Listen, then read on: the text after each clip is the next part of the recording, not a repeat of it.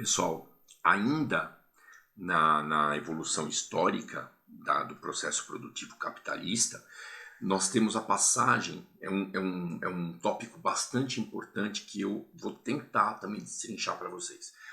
Nós temos a passagem do modelo fordista, né, / taylorista, que explorava assim ao máximo os movimentos do ser humano, alienava completamente o ser humano, ele tinha que cumprir uma tarefa só, ele se tornava um apêndice, né? Ele se tornava uma parte da máquina produtiva, para o toyotismo, um modelo desenvolvido no Japão, não, né? Tem a ver com Toyota, Japão, tá? Né? Dá para estabelecer mentalmente essa relação. O modelo toyotista, né? O modelo just in time, que significa em português só na hora, eliminava a existência de estoques padronizados e de excessiva especialização pontual. O empregado passava a ser multitarefal, assim, ele passava a ser especializado em várias tarefas. Ele tinha que conhecer várias fases do processo produtivo, porque os produtos também retornaram àquela fase de customização.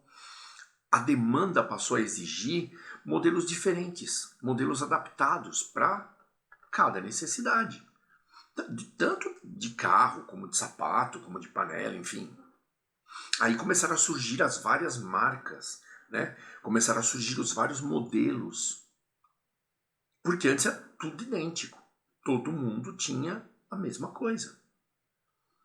O modelo toyotista, gente, foi um modelo que veio para substituir o Fordismo, aquela linha de montagem que empregava 2 milhões de pessoas, por um modelo um pouco mais personalizado, onde o próprio funcionário ele cumpria várias tarefas e os modelos seriam produzidos em diferentes versões para atender as diferentes demandas. Porém, a substituição, a passagem do modelo fordista para o modelo toyotista também ocasionou um problema social muito grande. Vamos ver.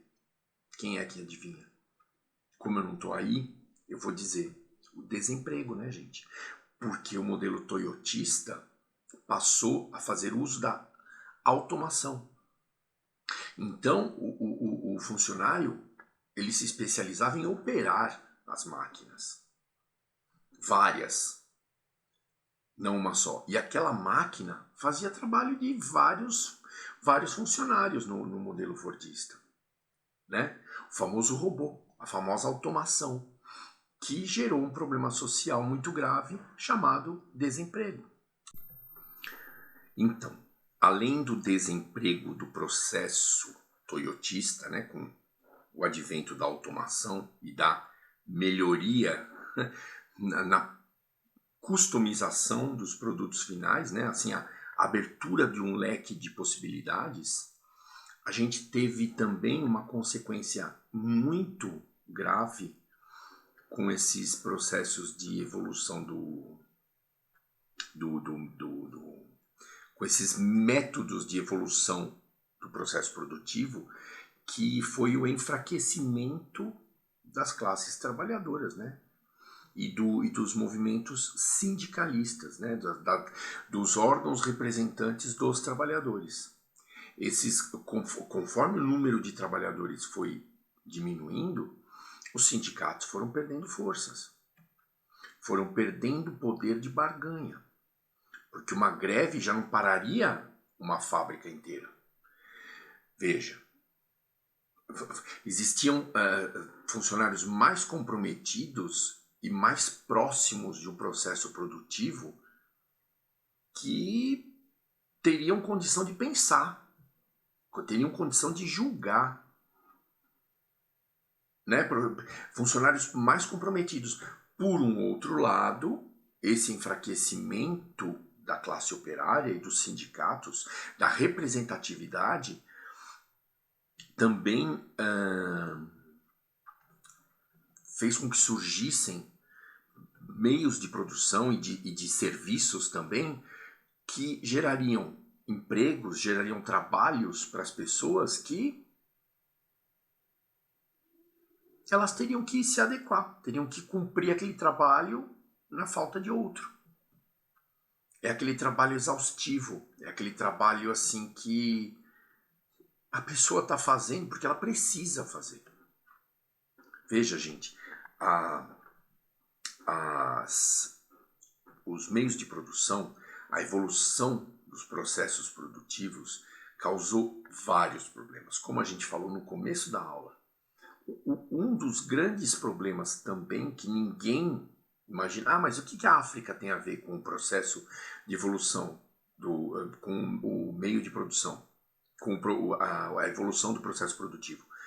Simples, passou a ser o quintal, o território de disputa entre as nações europeias em busca de matéria-prima. Então era todo mundo disputando territórios na África. Essa colônia é de quem? Essa colônia é de quem? E aí começou. Aí veio a primeira Grande Guerra, Segunda Guerra Mundial e daí em diante.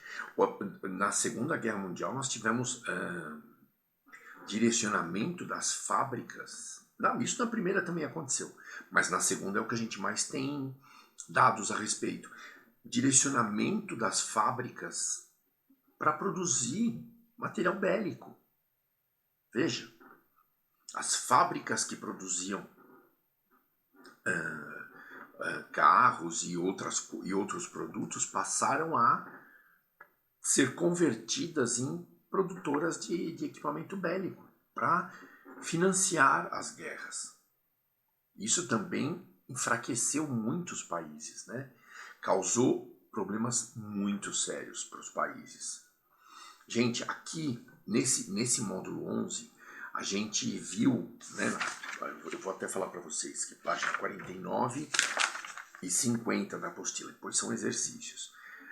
Nós conversamos agora sobre as mudanças e o início do capitalismo feroz, o que aconteceu com os trabalhadores, né?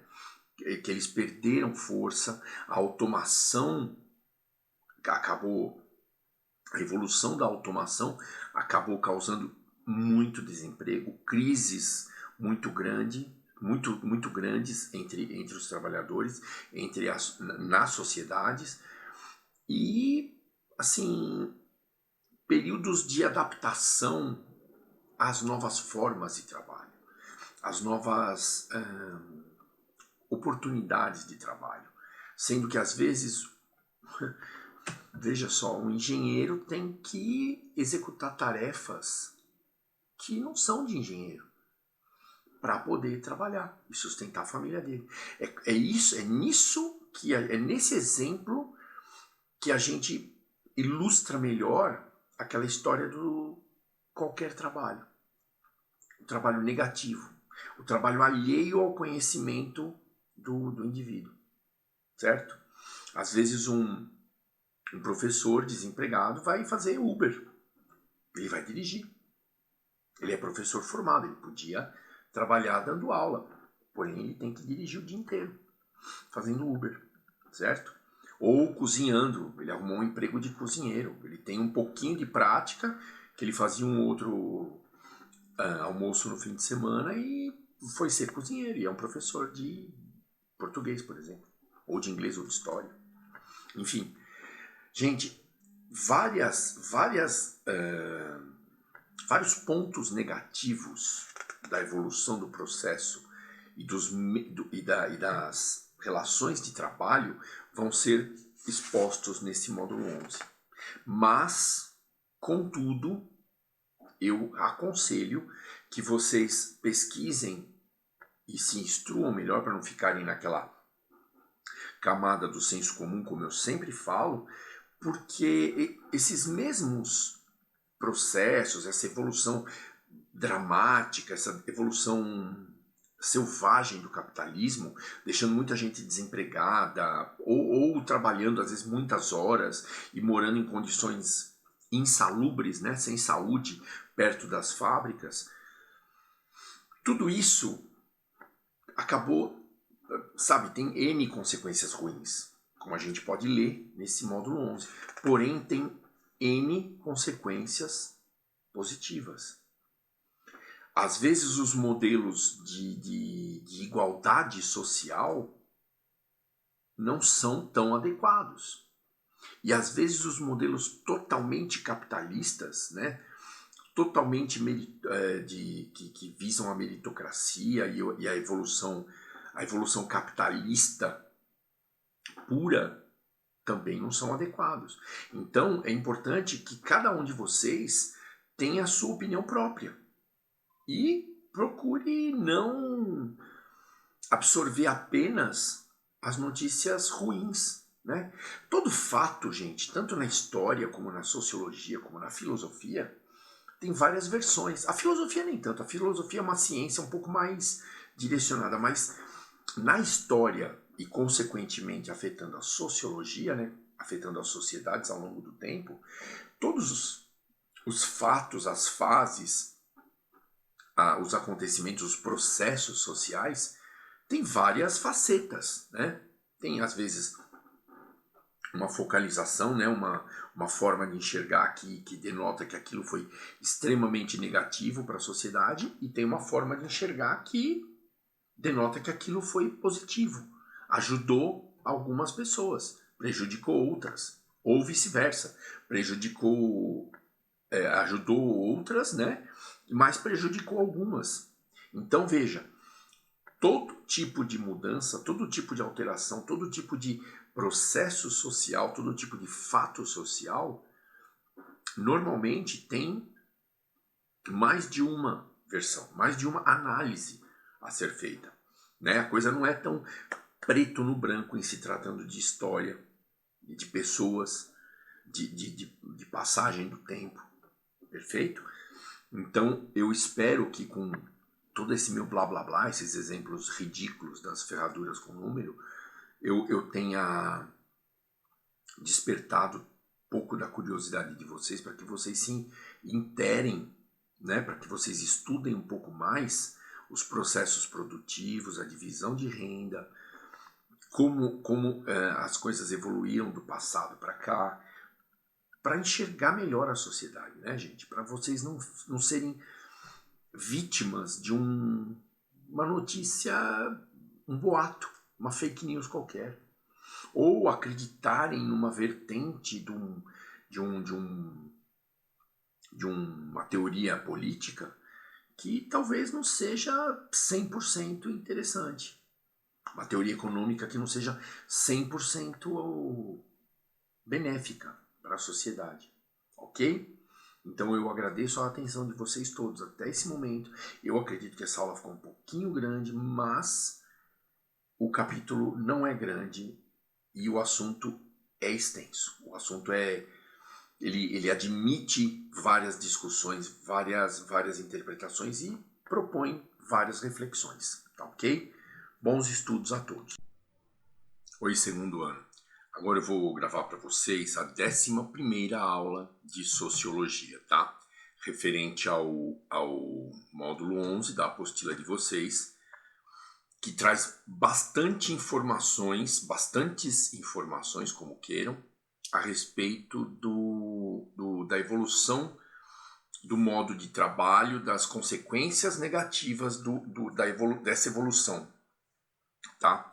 Então, nós vamos fazer várias paradas, né? Eu vou gravar pedaços separados com os assuntos principais desse capítulo, porque, na minha humilde opinião, são extremamente importantes, tá? Para que vocês também se esclareçam a respeito. Por favor, gente, novamente eu recomendo, não fiquem baseados no senso comum. Não baseiem os seus comentários, as suas conclusões naquela linha de senso comum, naquela informação rasa que circula. Você entendeu? Internet, TV, rádio, roda de amigos, nada disso. Quem tem algum interesse maior, pelo menos em ser um pouco mais aprofundado nos assuntos e não falar o que todo mundo fala, né? Não vestir a roupa que todo mundo veste, procure entender melhor. Não precisa discutir, dar uma de sabichão, nada disso. Porém, é importante que quando alguém fala alguma coisa de luta de classes, teoria marxista, é importante que vocês entendam, tá, gente? O capitalismo, a evolução do capitalismo a partir do século XVIII, gente, trouxe muita transformação no mundo do trabalho, tá? Aqui no módulo 11, eu vou citar várias que no final das contas vocês vão contabilizar como negativas. Porém, existem pontos positivos também na evolução do trabalho, tá? Porque veja só, gente, durante a Idade Média, né, do século V, após a queda do Império Romano do Ocidente, até o século XV, todo tipo de produção era baseado no artesanato, né? Então existia aquele mestre artesão que fabricava, por exemplo, aquela parada, a sela não, como chama que vai no pé do cavalo? Espora. Não, também não é. Ferradura. Tá, aquele cara que era o ferreiro, pá, pá, com aquela fornalha que a gente vê em filme, aquela coisa de martelar o ferro, coisa e tal. Na produção artesanal, o cara, um fabricante de ferraduras, ele era o artesão, ele era o mestre artesão daquela cidade, daquele burgo, lembra? Dos burgos. Então ele fabricava as ferraduras para os cavalos e tinha, como é que chama? Aprendizes, né? Os aprendizes de artesão. Aqueles caras, eles iam aprendendo a função, aqueles jovens iam aprendendo a função de ferreiro, de ferradureiro, sei lá, produtor de ferradura, né? O ferreiro. Provavelmente, acho que ele produzia várias coisas de ferro também para a sela do cavalo, para a charrete, enfim. Mas eles também serviam de assistentes para esse mestre artesão, certo? Então, a produção era totalmente centrada no mestre artesão e era limitadíssima, né? Imagina, 400 mil cavalos precisando de ferradura e o mestre artesão lá batendo, no máximo mais 2 ou 3 que aprenderam com ele, botando naquela água, que sai aquela fumaceira toda, né? O ferro quente na água, enfim, para temperar o ferro provavelmente. Então veja só, até o século XV a produção era artesanal, né? Assim, o volume de produtos produzidos pelo artesão do burgo era baixo. Assim, por mais assistentes que ele tivesse para atender os 400 mil cavalos da região, beleza? Porém, a produção dele era, como o nome já diz, artesanal, né? Ele era o mestre artesão. E tinha os seus aprendizes que serviam de assistente para ele, no máximo. Só isso. Era nisso que consistia a produção, certo? A partir do século XV até o XVIII, né, o XVI, o XVII, XVIII, surgiram as manufaturas, né? Por causa das demandas também, que começaram a crescer muito, né? Os burgos começaram a ficar maiores, começaram a surgir as cidades, lembra? Dos aglomerados que passaram a ser centros de compra, venda e troca de produtos. Cada pessoa que produzia, que tinha saído do feudo, ia lá, produzia coisa e tal e vendia, né, nessas cidades. Essas cidades ainda estavam dentro dos feudos, elas eram organizadas e fiscalizadas politicamente pelo senhor feudal, enfim. Aquela coisa bem Idade Média. Porém, já há um passo da industrialização. Então a manufatura aumentou relativamente à produção, porém ainda com o uso de maquinário simples, né? Aquela coisa bem artesanal também, porém, né, um pouco mais rápido, mas ainda artesanal. A manufatura, gente, ela é a fase entre o trabalho artesanal e o trabalho industrial, em série, né? A linha de produção. Mas também não é uma coisa assim absurda, né? Que cospe ferradura, por exemplo. Não. Tá. Vamos supor, em vez de fazer uma por dia ou duas, o cara fazia 5, 6, sei lá. Isso é uma ideia que eu tive agora, é um exemplo. O nível de produção nas manufaturas passou a ser um pouco maior para atender a demanda que crescia. Até as revoluções industriais, gente. Na Inglaterra, na França, nos Estados Unidos também, mais para frente. Enfim, quando os empreendedores perceberam que a necessidade, que a demanda, né, que o consumo de certos produtos era altíssimo por causa da elevada taxa de aumento da população, houve a necessidade de se pensar em produções mais aceleradas, né, com uso de energia elétrica, máquinas a vapor, enfim.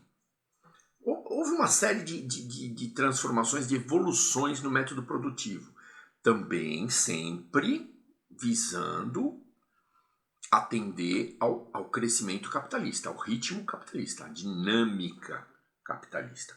Ou seja, todas esses meios de produção que vão surgir a partir da industrialização, a partir do século XVIII, são processos de acumulação de capital. A gente não pode negar isso, né? O empreendedor, aquele cara que organiza a produção, o empresário, como se chama vulgarmente, ele realmente trabalha, né, nessa organização e produção e compra de matéria-prima e às vezes extração de matéria-prima, né, que foi o caso até da África, né, que sentiu bem essa mudança no ritmo produtivo, porque virou o território de disputa entre as nações industrializadas para extração de matéria-prima, né? Isso também é importante. A África, gente. Bom, a América nem se fala, né? A gente aqui nem se fala. Então, gente, a gente não deve se enganar. Todos os processos produtivos que foram evoluindo com o ritmo capitalista, no final das contas, lógico, o empreendedor, o empresário, o dono da empresa, ele tinha que trabalhar para juntar os meios de produção e, né, entregar o produto. Porém, sempre visando aquela palavrinha com 5 letras, lucro, né? Então, todo esse processo produtivo era uma forma de acúmulo de capital também, certo? Porque aí esse cidadão que era o empreendedor, ele produzindo bastante, vendendo o produto dele com lucro, ele acumulava capital e se expandia cada vez mais. Muito bem, gente. E o trabalhador nessa? Essa é a grande, é o grande centro, é o grande núcleo do módulo 12, né? As mudanças na forma de produzir e o trabalho humano. O trabalhador, aquele cara que passou a trabalhar nas fábricas para ganhar o sustento financeiro, para poder trocar a força de trabalho dele pelo sustento financeiro. E quando eu falo força de trabalho pegando nos meus braços, não é só aquele cara que trabalha na produção. Nós, todos, né? Os professores, as faxineiras, enfim, todo mundo que vende seu tempo trabalhando para uma empresa é um trabalhador, certo? A gente vive de salários. A não ser o empresário, que também está sujeito às oscilações de mercado. Ele também corre muitos riscos de alguns meses, em vez de ganhar dinheiro, ele tem que pôr dinheiro para sustentar o negócio dele, né? Mas, normalmente, se ele faz a coisa bem planejada, a coisa direitinho, normalmente ele consegue acumular um pouco de capital, nem que seja pouco, mas consegue. Muito bem, gente. O trabalhador passou a se dedicar a ganhar o seu sustento através da venda do seu trabalho, porém, os métodos que foram desenvolvidos no início da industrialização capitalista, a gente vai falar do Taylorismo, né, que depois virou Fordismo. Taylor foi um cara que teve grandes ideias a respeito dos movimentos do ser humano, né, dos dois braços, das duas pernas, e o tempo que o ser humano levaria para fazer alguns movimentos no sentido de produção. E aí o Henry Ford adaptou esse modelo taylorista, né, essa teoria taylorista, para a produção de carros. Ou seja, veja, gente, quando a gente falou de artesanato e manufatura, vamos dar um exemplo aqui, quer ver? Pensa num carro, eu não sei, né? Lógico que eu vou falar uma grande bobagem, muita gente que vai assistir esse vídeo vai rachar de dar risada, porém, o cavalo calça 35, a ferradura número 35 como se fosse sapato. Aí chega um cavalão enorme, gigante, que tem um pezão monstruoso, ele calça 43, né? A ferradura 43. Aí as ferraduras na época do artesanato e na manufatura eram feitas de acordo com as necessidades, ou seja, elas eram customizadas. Uma diferente da outra. O cara do cavalão enorme faz várias viagens, que é um vendedor, um comprador, é um burguês, né? Um comerciante burguês, enfim. Então a ferradura do cara é sapatão gigante, porque o cavalo passa muito tempo andando para lá e para cá, então ele precisa de uma ferradura que demore mais. Aquele cara que... e é mais cara, né? Aquele cara que anda ali perto do ferreiro, ele compra a ferradura padrão, que é um valorzinho mais razoável, tal. Então, veja, as coisas eram produzidas de acordo com o uso, de acordo com a vontade do cliente. Percebe? Esse exemplo que eu dei foi ridículo, né? Muita gente vai rachar o bico de ferradura número 35, ferradura 43, o metal da ferradura reforçado e aquele metalzinho fino, como se fosse um tênis pra gente... Hoje em dia a gente pode ter tênis sim, mas enfim. Mas aquele cara que viajava, ele tinha que ter uma ferradura sapatão mesmo, solado grosso, para o cavalo não se arrebentar, né? Bom, enfim, isso tudo é exemplo, eu não manjo muito de ferradura, estou usando esse exemplo. Já nos meios de produção em série, né, quando eu estava falando de Taylorismo e Fordismo, a produção passou a ser acelerada, né? Imagina uma indústria administrada pelo Henry Ford, a Ford, produzindo aqueles Ford T, né? aquele Fordão velho do começo do século XIX, mas em série. Tanto que tem aquela frase do Henry Ford: o cliente pode escolher qualquer cor de carro, contanto que ela seja preta. Veja, os carros eram produzidos idênticos, pretos, para atender a demanda, atender a necessidade de compra da sociedade, que também sofria transformações muito grandes. Aí, nesse modelo, gente, olha, é aí que eu gostaria que vocês se aprofundassem, não só no que está na apostila, gente.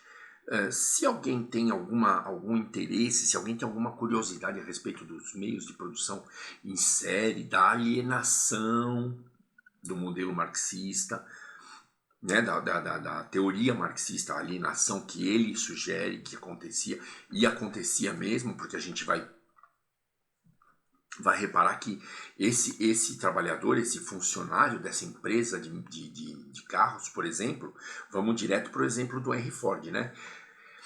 Ele estava numa posição, numa linha de montagem, onde passava o carro, quando chegava na frente dele, ele tinha que apertar os parafusos das rodas. Ele mais 3, né? São 4 rodas. Ou ele sozinho apertava todas as 4, sei lá, enfim.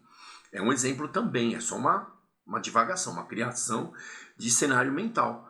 Mas ele só apertava parafuso. Gente, da hora que ele entrava na empresa até a hora que ele saía.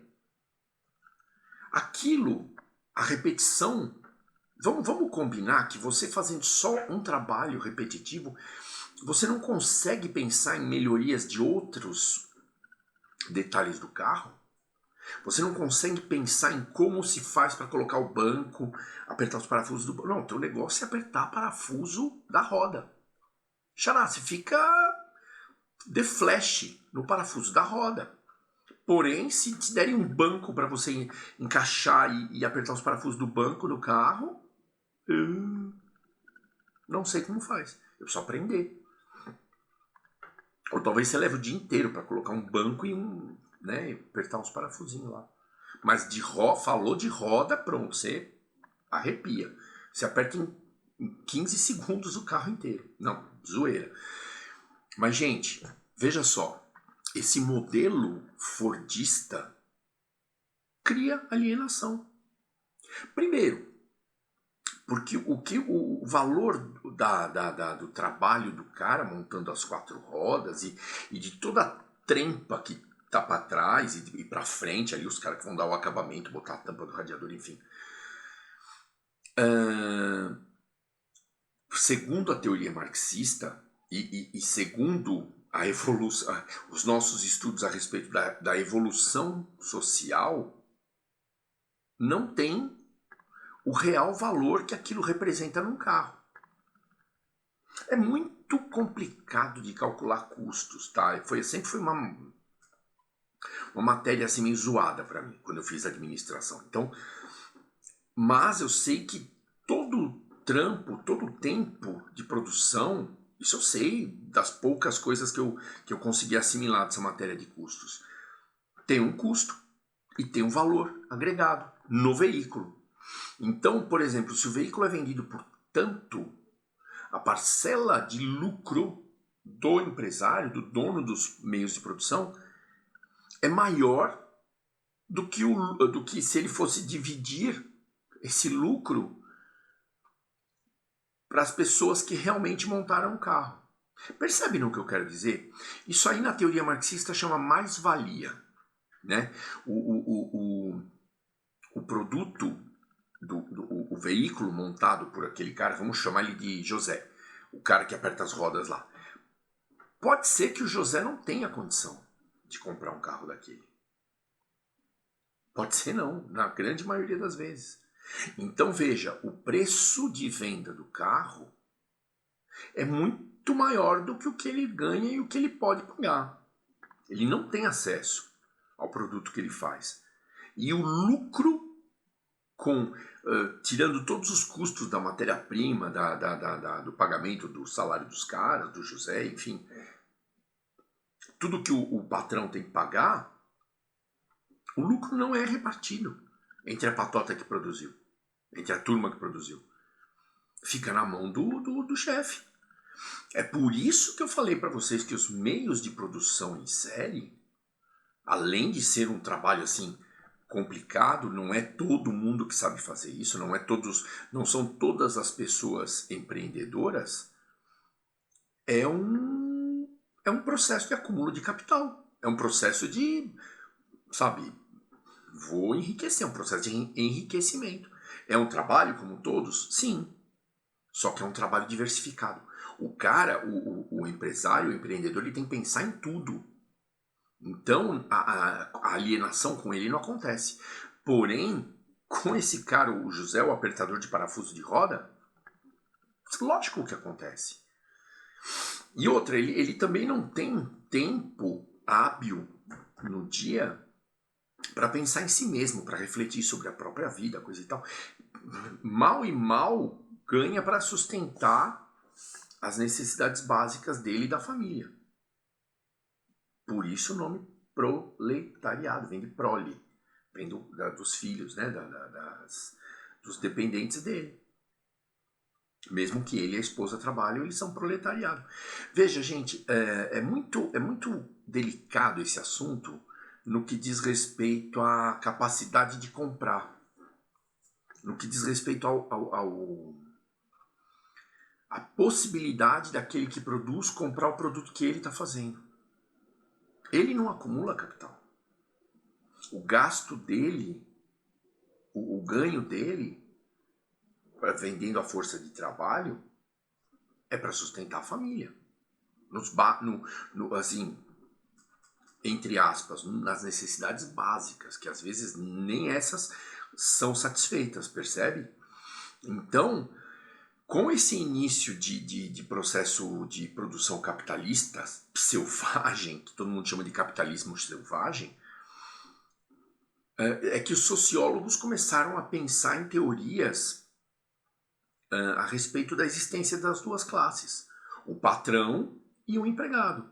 Foi daí que o seu Karl Marx tirou essa ideia, essas ideias maravilhosas a respeito eu considero ideias muito bem colocadas, porém as soluções que ele apresentava, revolução, aquilo para mim é meio complicado, você entendeu? Aquilo precisa ser trabalhado melhor, precisa ser estudado melhor, não é bem assim. A distribuição de renda, a diferença de renda, né, a desigualdade de renda é um problema muito sério.